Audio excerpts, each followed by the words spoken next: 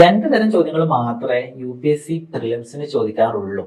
ഒന്ന് കറണ്ട് അഫയേഴ്സുമായി ബന്ധപ്പെട്ട ചോദ്യങ്ങളും മറ്റൊന്ന് കറണ്ട് അഫയേഴ്സുമായി യാതൊരു ബന്ധമില്ലാത്ത ചോദ്യങ്ങളും.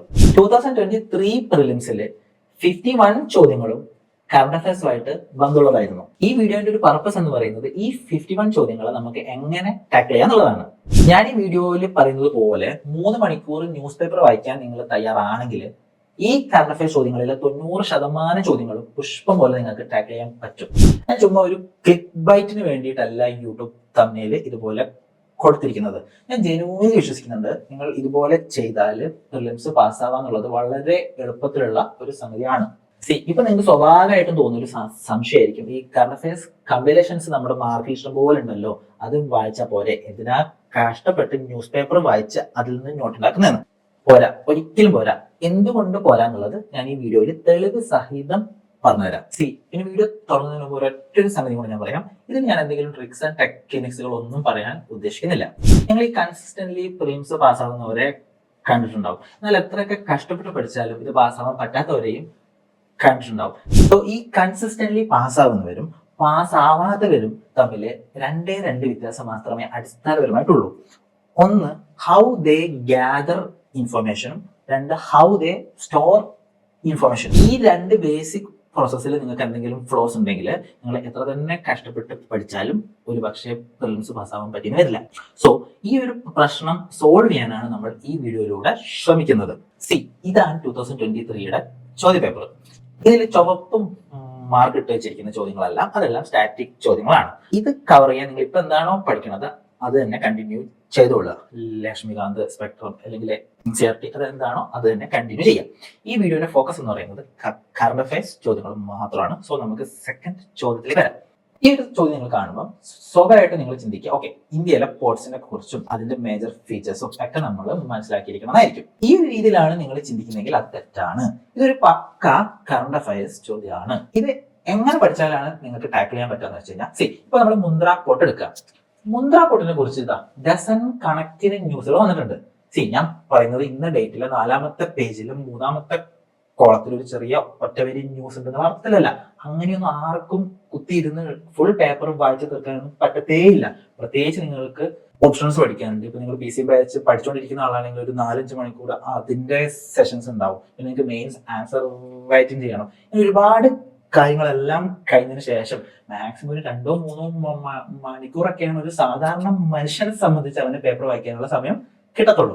ഈ ഒരു സമയം കൊണ്ട് പ്രധാനപ്പെട്ട വാർത്തകൾ മാത്രമേ നിങ്ങൾക്ക് കവർ ചെയ്യാൻ പറ്റൂ. അത് ചുമ്മാ വായിച്ചാലും മാത്രം പോലെ അതിന് നോട്ട് ചെയ്ത് വെക്കണം. അപ്പൊ ഇത് ഞാൻ പൂർണ്ണമായും മനസ്സിലാക്കിക്കൊണ്ട് തന്നെ നിങ്ങൾ 3 മണിക്കൂർ സ്പെൻഡ് ചെയ്തുകൊണ്ട് നിങ്ങൾക്ക് എങ്ങനെ UPSCയുടെ കറണ്ട് അഫയർ ചോദ്യങ്ങളെല്ലാം പിക്കാൻ പറ്റും എന്നുള്ളതാണ് ഞാൻ കാണിച്ചു തരാൻ പോകുന്നത്. ഇങ്ങനെ ഫ്രീക്വന്റ്ലി ന്യൂസിൽ മുദ്രാപോട്ട് വന്നത് കൊണ്ട് തന്നെ നിങ്ങൾ എന്താ ജസ്റ്റ് ഒരു ക്യൂരിയോസിറ്റിന്റെ പുറത്ത് നിങ്ങൾ അതൊന്ന് വിക്കിപീഡിയ ചെയ്ത് നോക്കാന്ന് വിചാരിച്ചോ. ഫസ്റ്റ് സെന്റൻസ് തന്നെയാണ് UPSC അതേപടി കോപ്പി ചെയ്തെടുത്ത് നമ്മുടെ ചോദ്യമാക്കി വെച്ചിരിക്കുന്നത്. ഇപ്പൊ കാമരാജർ പോർട്ടിന്റെ കാര്യം എടുത്താലോ, അതൊരു ഹ്യൂജ് ഓട്ടോമൊബൈൽ എക്സ്പോർട്ട് ഹബ്ബായി മാറി എന്ന് പറഞ്ഞിട്ടുള്ള കുറേ അധികം ന്യൂസുകൾ വന്നിട്ടുണ്ട്. അതിന്റെ കാര്യം സെയിം ആണ്. നിങ്ങൾ വിക്കിപീഡിയയിൽ നോക്കി കഴിഞ്ഞാൽ അതിന്റെ ഫസ്റ്റ് പാരഗ്രാഫ് എന്നുള്ള സെന്റൻസ് അതേപോലെ കോപ്പി അടിച്ചിട്ടാണ് UPSC നമ്മളെ ചോദ്യമാക്കിയിരിക്കുന്നത്. ഇപ്പൊ നിങ്ങൾക്ക് സ്വാഭാവികമായിട്ടും തോന്നാം, നമുക്ക് ഇതേ കാര്യം തന്നെയാണല്ലോ നമ്മൾ കറണ്ട് അഫയേഴ്സ് കമ്പൈലേഷൻസ് വായിക്കുമ്പോഴും നമ്മൾ പഠിക്കുന്നതെന്ന്. പക്ഷെ ഇതിന്റെ ഒരു പ്രധാന ഒരു വ്യത്യാസം എന്താ അറിയോ? ഇപ്പൊ ഒരു കറണ്ട് അഫയേഴ്സ് കമ്പൈലേഷൻ ഉണ്ടാക്കുന്ന ആള് ഇപ്പൊ ന്യൂസിൽ ഒരു ടോപ്പിക് വരുന്നു, ആ ടോപ്പിക് എടുത്ത് ആ ടോപ്പിക്കിനെ കുറിച്ച് കംപ്രഹെൻസീവ്ലി കവർ ചെയ്യാൻ വേണ്ടിയിട്ടാണ് നോക്കുക. ഓക്കെ, കാരണം ഇവരെ സംബന്ധിച്ച് ഈ ഒരു കമ്പൈലേഷൻ ഒരു ചോദ്യം പ്രിലിംസിന് വന്നു കഴിഞ്ഞാൽ ഇവരെ സംബന്ധിച്ച് അതൊരു അച്ചീവ്മെന്റ് ആണ്. സോ ഇതെല്ലാം നമ്മൾ കൺസ്യൂം ചെയ്യുന്നു. ഓക്കെ, ഇതെല്ലാം നമ്മൾ കൺസ്യൂം ചെയ്തതിനു ശേഷം നമുക്കൊരു ഇൻഫർമേഷൻ ഓവർലോഡാണ് സംഭവിക്കുന്നത്. ഈ സംഗതികളെല്ലാം നമ്മൾ എന്ത് ചെയ്യണം? പ്രിലിംസിന്റെ 2 മണിക്കൂറിന്റെ ഒരു സ്ട്രെസ്ഫുൾ പീരീഡിന്റെ ഇടയിൽ എന്ത് ചെയ്യണം? നമ്മൾ ഇതെല്ലാം ഓർത്തെടുത്ത് ഉത്തരം എഴുതണം. സോ ഈ ന്യൂസ് പേപ്പറിന്ന് കറണ്ട് അഫയേഴ്സ് വായിക്കുക എന്നുള്ളതാണ് ഏറ്റവും എഫിഷ്യന്റ് ആയിട്ടുള്ള വേ എന്നാണ് ഞാൻ അവിടെ പറയാൻ ശ്രമിക്കുന്നത്. ഇനി എനിക്ക് തോന്നുന്ന മറ്റൊരു പ്രശ്നം എന്താ വെച്ചാൽ, ഇപ്പൊ ഒരു കുട്ടി ഒരു PCM ബാച്ചിന് വേണ്ടിയിട്ട് ഒരു കോച്ചിങ് ഇൻസ്റ്റിറ്റ്യൂട്ടിൽ ജോയിൻ ചെയ്യാന്ന് വെച്ചോ, മിക്കവാറും ഫസ്റ്റ് സെഷൻ എന്ന് പറയുന്നത് ഒരു ന്യൂസ് പേപ്പർ റീഡിങ് സെഷൻ ആയിരിക്കും. ഓക്കെ, ഈ ഒരു സെഷൻ പലപ്പോഴും അതൊരു മിസ്ഗൈഡിങ് ആയിട്ട് മാറാറുണ്ടോ എന്ന് എനിക്ക് നല്ല സംശയമുണ്ട്. കാരണം ഈ ഒരു സെഷന് ശേഷം വളരെ മെക്കാനിക്കൽ ആയിട്ടാണ് പലരും ന്യൂസ് പേപ്പർ വായിക്കുന്നത് എനിക്ക് തോന്നിയിട്ടുണ്ട്. പല ന്യൂസുകളും നമ്മൾ വിട്ടുകളയും. ഫോർ എക്സാമ്പിൾ, ഈ മുന്ദ്ര പോർട്ടിന്റെ ന്യൂസുകൾ ആലോചിച്ച് നോക്കുക. ഈ ഡ്രഗ് ബസ്റ്റിന്റെ ന്യൂസുകളാണ്, ഇതുമായി ബന്ധപ്പെട്ട അതിന്റെ കേസിനെ പറ്റിയുള്ള ന്യൂസുകളാണ്. മിക്കവാറും നിങ്ങൾ കോച്ചിങ് സ്റ്റുഡൻറ്റൊക്കെ നിങ്ങളോട് പറയുന്നുണ്ട്, ഓക്കെ ഇത്തരം ന്യൂസുകൾ നമുക്ക് ആവശ്യമില്ല, അതൊക്കെ ഒഴിവാക്കളയാം, ഇതെല്ലാം ചുമ്മാ ഒരു മസാല ന്യൂസുകളാണ്. അങ്ങനെ നമ്മൾ സ്കിപ്പ് ചെയ്യുന്ന ന്യൂസുകൾ നിന്നായിരിക്കും ചിലപ്പോൾ UPSC ചോദ്യം ഉണ്ടാക്കുന്നത്. നിങ്ങൾ ഈ ന്യൂസ് പേപ്പറിന് ഒരു ടെക്സ്റ്റ് ബുക്ക് ആയിട്ടോ അതല്ലെങ്കിൽ ഈ സിവിൽ സർവീസ് പരീക്ഷയുടെ ഒരു ഗൈഡ് ആയിട്ടോ ഒന്നും കാണുന്നേ. നിങ്ങളുടെ ചുറ്റിലും നടക്കുന്ന സംഗതികൾ നിങ്ങൾക്ക് മനസ്സിലാവാൻ, അത് മനസ്സിലാക്കാൻ നിങ്ങൾ പേപ്പർ വായിക്കുന്നു. ഒരു സാധാരണക്കാരൻ വായിക്കുന്ന പോലെ അങ്ങ് വായിച്ചാൽ മതി. നിങ്ങൾ ചുറ്റിലുള്ള സംഗതികൾ ആദ്യം മനസ്സിലാക്കുക. അതല്ലാതെ ഒരു ന്യൂസ് കാണുമ്പോൾ ഓക്കെ ഇത് GS2 ഇന്ന സെക്ഷനിൽ ഇന്ന ഭാഗം, ഇങ്ങനെയൊന്നും ചിന്തിക്കണ്ട. ഇങ്ങനെ ചിന്തിക്കുമ്പോൾ പ്രശ്നം നമ്മൾ വളരെ ഡ്രൈ ആയിട്ടാണ് ന്യൂസ് പേപ്പർ വായിക്കുന്നത്. നമ്മൾ എന്തായാലും ബാക്കി ബുക്കൊക്കെ ഇങ്ങനെ പഠിക്കുന്നുണ്ട്. അതിനുശേഷം നമ്മളൊരു 2-3 മണിക്കൂർ ന്യൂസ് പേപ്പറും കൂടി ഇതുപോലെ വായിക്കാൻ നിന്ന് കഴിഞ്ഞാൽ നമുക്ക് ശരിക്കും ബോറടിക്കും. ഓക്കെ, അപ്പൊ വളരെ കൂളായിരുന്നുകൊണ്ട് ഒരു ന്യൂസ് കാണുമ്പോൾ ആ ന്യൂസ് എന്താണെന്ന് വായിക്കുക, അതിൽ എന്താണ് പറയുന്നത്, ആ ന്യൂസ് എന്താണെന്ന് മനസ്സിലാക്കാൻ നോക്കുക. ഓക്കെ, അത് വെച്ചിട്ട് നിങ്ങൾക്ക് അതിനെ കുറിച്ച് എന്തെങ്കിലും ഒരു ക്യൂരിയോസിറ്റി തോന്നുകയാണെങ്കിൽ അതിനെപ്പറ്റി ഒന്ന് സെർച്ച് ചെയ്ത് നോക്കുക. അതിനെപ്പറ്റി എന്തെങ്കിലും നോട്ട്സ് ഉണ്ടെങ്കിൽ അത് എഴുതി വെക്കുക. ഈ ഒരു രീതിയിൽ വളരെ രസകരമായിട്ട് നമുക്ക് ന്യൂസ് പേപ്പർ വായിക്കാൻ പറ്റും. അങ്ങനെയാണ് വായിക്കേണ്ടത്. ഈ ഒരു പരീക്ഷ അല്ലെങ്കിൽ UPSCയുടെ പരീക്ഷ ഇപ്പോൾ കഴിഞ്ഞ കുറെ കാലങ്ങളായിട്ട് ഒരുപാട് മാറ്റങ്ങൾ വന്നു. അവരുടെ പാറ്റേൺ മാറി, അവരുടെ സിലബസ് മാറി, ഇത് വേറെ ആസ്ക് ചോദ്യങ്ങൾ മാറി, എല്ലാം മാറി. പക്ഷെ ഈ പരീക്ഷ തുടങ്ങിയ അന്ന് മുതൽ മാറാതിരിക്കുന്ന ഒരൊറ്റ സംഗതി മാത്രമേ ഉള്ളൂ. അതെന്താന്ന് വെച്ച് കഴിഞ്ഞാൽ തന്റെ ചുറ്റിലും നടക്കുന്ന കാര്യങ്ങളെ കുറിച്ച് കുറച്ചൊരു ബോധമുള്ള ആൾക്കാർ ഈ പരീക്ഷ കയറണം എന്നുള്ള ഒരു UPSCയുടെ ഒരു പോളിസിയാണ്. അതൊരിക്കലും മാറാൻ പോണില്ല. അപ്പൊ ഇത് നിങ്ങൾക്ക് വേണമെങ്കിൽ നിങ്ങൾ ന്യൂസ് പേപ്പറൊക്കെ വായിച്ച് നിങ്ങൾക്ക് അതിനെക്കുറിച്ച് ഒരു ബോധം ഉണ്ടാക്കി എടുക്കണം. ഓക്കെ, നമുക്ക് നെക്സ്റ്റ് ചോദ്യത്തിലേക്ക് പോവാം. ഈ ഒരു ചോദ്യം കാണുമ്പോൾ നമുക്ക് എപ്പോഴും തോന്നും ഓക്കെ ഇത് ജോഗ്രഫി എന്നുള്ള ചോദ്യമാണ്, അല്ലെങ്കിൽ ഒരു ഇന്ത്യൻ ഫിസിയോഗ്രഫി എന്നുള്ള ഭാഗത്ത് നിന്നുള്ള ഒരു സ്റ്റാറ്റിക് ചോദ്യമാണെന്ന് നിങ്ങൾക്ക് തോന്നിയേക്കാം. പക്ഷേ ഇതൊരു കറണ്ട് അഫയേഴ്സ് ചോദ്യമാണ്. സത്യം പറഞ്ഞാൽ G20യുടെ tourism track Rann of Kutch വെച്ചിട്ടായിരുന്നു നമ്മൾ സംഘടിപ്പിച്ചിരുന്നത്. ഇതുമായി ബന്ധപ്പെട്ട് ഒരുപാട് ന്യൂസുകൾ വന്നിട്ടുണ്ട്. അപ്പൊ ഇപ്പൊ റാൻ ഓഫ് കച്ച് സത്യം പറഞ്ഞാൽ ന്യൂസിലെ ഒരു മെയിൻ സ്റ്റാർ ആയിരുന്നു. ഒരു കൺസിസ്റ്റന്റ്ലി ന്യൂസ് പേപ്പർ വായിച്ചു പോകുന്ന ഒരാൾക്ക് ഈ 4 ഓപ്ഷനിൽ കാണുമ്പോൾ ഇതുപോലെ ഓർത്താൽ മതി, ഓക്കെ റാൻ ഓഫ് കച്ച് ആയിരുന്നല്ലോ ഞാൻ ന്യൂസിൽ കുറെ തവണ കണ്ടെന്ന് മാത്രം ഓർത്താൽ മതി. അത് കുത്തിയാലും ഈ ഉത്തരം കറക്റ്റ് ആവും. ഈ UPSCയുടെ പല ചോദ്യങ്ങളും ഇതുപോലെയാണെന്നേ. നിങ്ങൾക്ക് ഒരു പൾസ് ഓഫ് ദി ന്യൂസ് അറിഞ്ഞാൽ മതി, അപ്പൊ തന്നെ നിങ്ങൾക്ക് ഉത്തരം കിട്ടി. നിങ്ങൾക്ക് ഈ റാൻ ഓഫ് കച്ചിന്റെ ഫീച്ചർ പോലും അറിയണമെന്നില്ല. പക്ഷെ ഒരു സേഫ് ഓപ്ഷൻ എന്നുള്ള രീതിയിൽ ഇപ്പൊ റാൻ ഓഫ് കച്ചിനെ പറ്റിയുള്ള വാർത്തകൾ വരുമ്പോൾ ആ സ്ഥലത്തെ പറ്റിയൊക്കെ ഒന്ന് പഠിച്ചു വെക്കുക എന്നുള്ളത് വളരെ നല്ല തന്നെയാണ്. പക്ഷെ ഞാൻ പറഞ്ഞത് ഇൻ കേസ് നിങ്ങൾ അതിനെപ്പറ്റി നിങ്ങൾക്ക് പഠിക്കാനുള്ള സമയം കിട്ടിയില്ലെങ്കിലും ഈ ന്യൂസിൽ വന്ന ഒരു ഓപ്ഷൻ ഏതാണോ അത് കുത്തിയാലും ഇത് ശരിയാകും. പിന്നെ ഈ നെക്സ്റ്റ് 2 ചോദ്യങ്ങൾ സത്യം പറഞ്ഞാൽ ഒരു കണക്റ്റഡ് ചോദ്യങ്ങളാണ്. ഈ ക്രിട്ടിക്കൽ മിനറൽസിന്റെ ഷോർട്ടേജ്, അതിന്റെ സപ്ലൈ ചെയിൻ ഡിസ്റപ്ഷൻസ് നമുക്ക് ഉണ്ടാക്കിയേക്കാവുന്ന പ്രശ്നങ്ങൾ, ഇതെല്ലാം ഫ്രീക്വന്റ്ലി ന്യൂസിൽ വന്നിട്ടുണ്ടായിരുന്നു. ഓക്കെ, അതൊന്നും പോരാത്തതിന് ഇന്ത്യയിൽ ജമ്മുവിൽ ഒരു ഹ്യൂജ് ലിഥിയം റിസർവ്സ് കണ്ടുപിടിക്കേണ്ടായി. ഇതും ന്യൂസിൽ വലിയ വാർത്തയായിട്ട് വന്നിരുന്നു. ഓക്കെ, ഇതിന്റെ പശ്ചാത്തലത്തിൽ ലിഥിയം, കൊബാൾട്ട്, ടൈറ്റാനിയം പോലുള്ള ക്രിട്ടിക്കൽ മിനറൽസ് ഫ്രീക്വന്റ് ആയിട്ട് ന്യൂസിൽ ചർച്ച ചെയ്യപ്പെട്ടിരിക്കുന്ന ഒരു സംഗതിയായിരുന്നു. ഈ ചോദ്യം ടാക്കിൾ ചെയ്യാൻ നിങ്ങൾ മിനറലോളജി ഒന്നും പഠിക്കേണ്ട കാര്യമില്ല. ജസ്റ്റ് പത്രം വായിച്ചാൽ മാത്രം മതി. ഇതില് ഇപ്പം ഇലമിനായിട്ടും റൂട്ടായാലും അത് ടൈറ്റാനിയത്തിന്റെ സോഴ്സാണ് നിങ്ങൾക്ക് അറിഞ്ഞില്ലേലും ഇത് പൾസ് ഓഫ് ദി ന്യൂസ് അറിഞ്ഞാൽ നിങ്ങൾ സ്വാഭാവികമായിട്ടും നിങ്ങളുടെ ഓപ്ഷൻ സ്വാഭാവികമായിട്ടും ടൈറ്റാനിയത്തിലേക്ക് ചെന്ന് കുത്തും. അങ്ങനെ കുത്തിയാൽ മതി. ഇനി നെക്സ്റ്റ് ചോദ്യത്തിലേക്ക് വന്നു കഴിഞ്ഞാല് ഈ കൊബാൾട്ടും ലിഥിയം ഒക്കെ മൈൻ ചെയ്യാൻ വേണ്ടിയിട്ട് ഇന്ത്യയും ഓസ്ട്രേലിയയും ഒരു MOU സൈൻ ചെയ്തിട്ടുണ്ടായിരുന്നു. ഈ കോങ്കോ ആണ് ലോകത്തിലെ ഏറ്റവും വലിയ കൊബാൾട്ട് റിസർവ് ഉള്ള രാജ്യം. ഇത് മൾട്ടിപ്പിൾ ടൈംസ് ന്യൂസിൽ അപ്പിയർ ചെയ്ത ഒരു സംഗതിയാണ്. അപ്പൊ ഇതൊരു റിസോഴ്സ് ബേസ്ഡ് ജോഗ്രഫി ചോദ്യമാണ്. നിങ്ങൾ എന്ത് ചെയ്യരുത്, ധരിക്കരുത്. ഇതൊരു കറണ്ട് അഫയേഴ്സ് ചോദ്യമാണ്. ഇനി തൊട്ട് താഴത്തെ ചോദ്യത്തിലേക്ക് വന്നു കഴിഞ്ഞാൽ ഇതും ഒരു മാപ്പ് ബേസ്ഡ് ജോഗ്രഫി ചോദ്യമല്ല, ഇതും ഒരു കറണ്ട് അഫയേഴ്സ് ചോദ്യമാണ്. ഈ കോങ്കോ ബേസിൻ ചോദിച്ചു വെച്ചിട്ട് നിങ്ങൾ നെക്സ്റ്റ് ഇയറിൽ എന്ത് ചെയ്യരുത്, ലോകത്തിലെ എല്ലാ മേജർ ബേസിന്റെയും ലൊക്കേഷൻ ഒന്നും പോയി പഠിക്കരുത്. ഈ ചോദ്യം എവിടുന്നാ വരുന്നതെന്ന് വെച്ച് കഴിഞ്ഞാൽ WHO മങ്കി പോക്സിന്റെ പേരൊന്നും മാറ്റിയായിരുന്നു. അതൊരു റേസിസ്റ്റ് പേരാണ് പറഞ്ഞുകൊണ്ടാണ് WHO പേര് മാറ്റിയത്.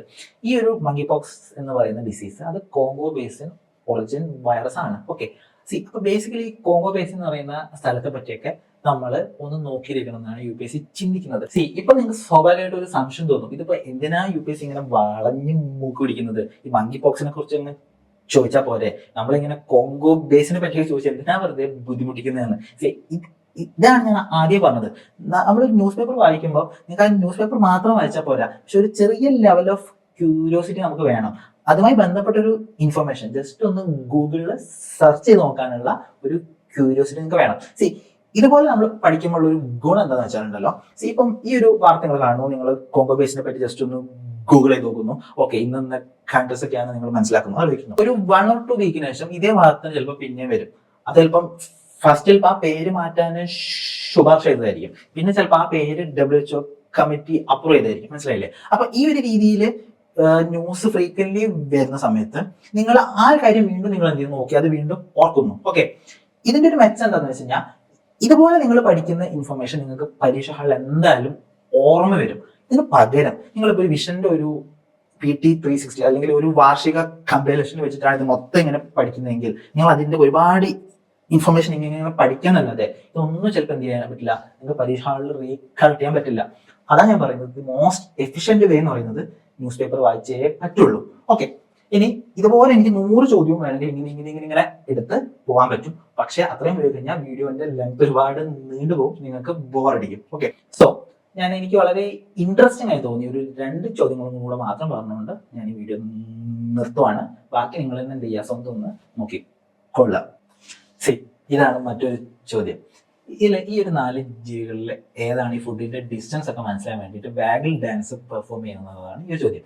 ഇത് ഏത് എൻവയോൺമെന്റ് ബുക്കിൽ മുങ്ങി തപ്പിയാലാണ് നമുക്ക് ഈ ഒരു കാര്യങ്ങളൊക്കെ പഠിക്കുക എന്നുള്ളത് വലിയൊരു സംശയത്തിൽ പലർക്കും തോന്നും. പക്ഷെ ഇത് ബേസിക്കലി ഒരു കറണ്ട് അഫയേഴ്സ് ചോദ്യമാണ്.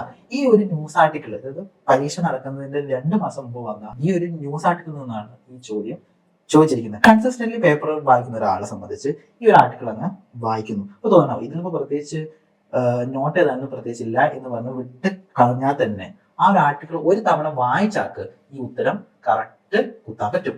ഇതാണ് ഈ ന്യൂസ് പേപ്പർ വായിക്കുന്നതിന്റെ ഗുണം എന്ന് പറയുന്നത്. ഈ ഒരു ന്യൂസ് ചിലപ്പം സത്യം പറഞ്ഞു കഴിഞ്ഞാൽ നമ്മുടെ ഒരു കറണ്ട് അഫയേഴ്സ് കമ്പൈലേഷനിലും കണ്ടുകൊള്ളൊന്നുമില്ല.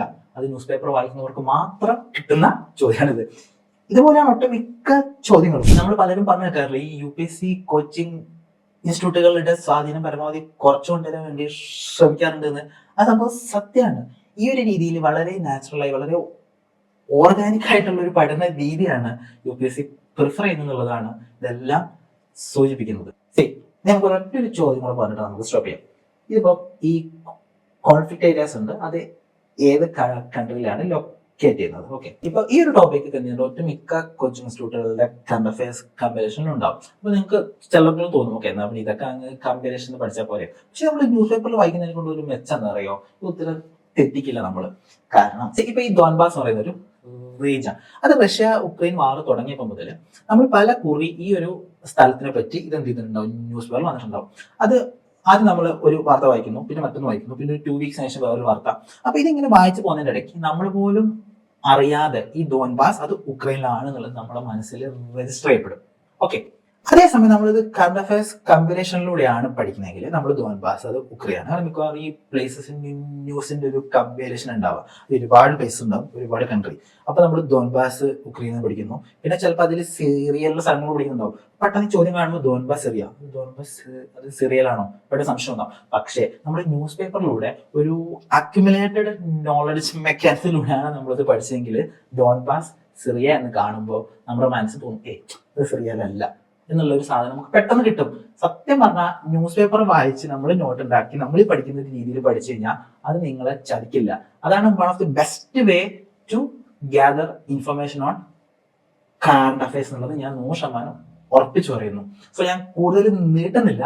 ബാക്കി എനിക്ക് ഇത് ഞാൻ വളരെ ഇങ്ങനെ സെലക്റ്റീവ് ആയിട്ട് കുറച്ച് ചോദ്യം എടുത്തിട്ട് പറഞ്ഞല്ല കേട്ടോ. ഞാൻ ഫസ്റ്റത്തെ 10 ചോദ്യങ്ങൾ ഞാൻ പറഞ്ഞു. അതിനുശേഷം എനിക്ക് വളരെ താല്പര്യം തോന്നിയ ഒരു 2 ചോദ്യം എടുത്ത് പറഞ്ഞുള്ളൂ. ഇതുപോലെ എനിക്ക് 51 ചോദ്യങ്ങളും പറഞ്ഞുതരാൻ പറ്റും. ഞാൻ വേണമെങ്കിൽ ഇതിന്റെ ഈ ഒരു PPT ഫയലാണ് ഞാൻ നിങ്ങൾക്ക് ഷെയർ ചെയ്യാം. അത് നിങ്ങൾ തന്നെ എന്ത് ചെയ്തോളൂ, സ്വന്തം സെർച്ച് ചെയ്ത് നോക്കിക്കോളൂ.